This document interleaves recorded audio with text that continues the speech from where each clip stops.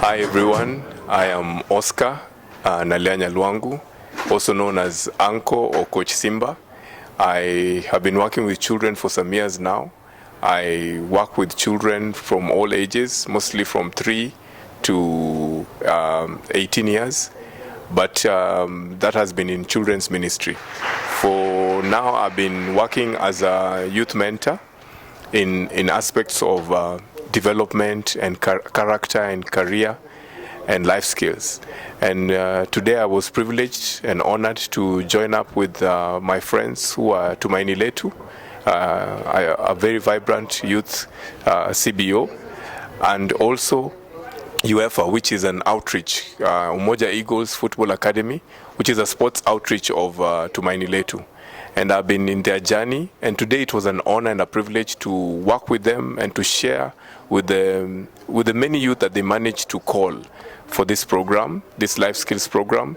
And I shared on character development.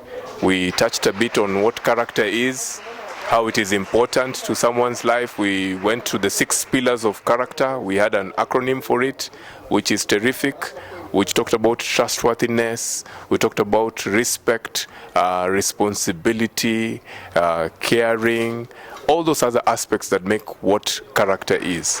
And it is an honor and privilege to be on this journey, to work together with them and exalt Christ even as we are doing it, because at the end of the day, it is Jesus that we want to see lifted up. It is Jesus who is the transformer. It is Jesus who makes changes in our lives, and it is Him who holds us. So it is an honor, it is a privilege, and I want to thank you so much, the team, Tumaini Letu and the team at UEFA.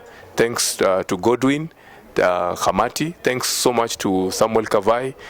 Thank you so much to Coach Boni for this great work. And this it's a privilege. It's an honor. I am so honored. Asanteni sana.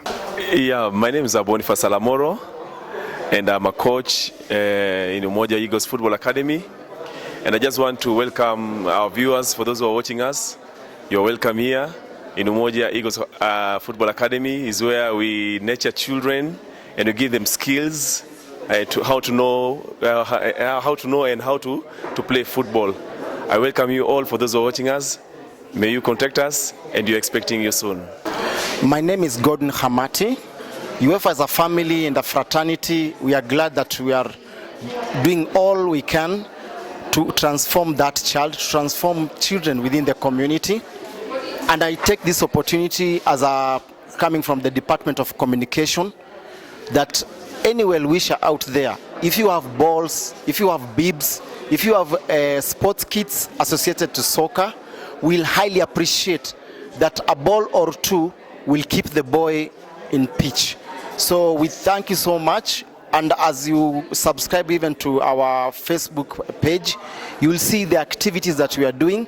We equally have off-pitch programs, which are we impart with life skills, health, leadership, and even in terms of agriculture, to make these young people be responsible.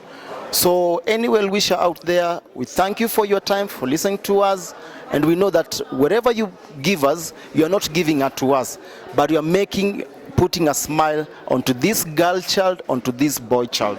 Thank you so much for listening. Hello, all of you. My name is Samuel Kavai.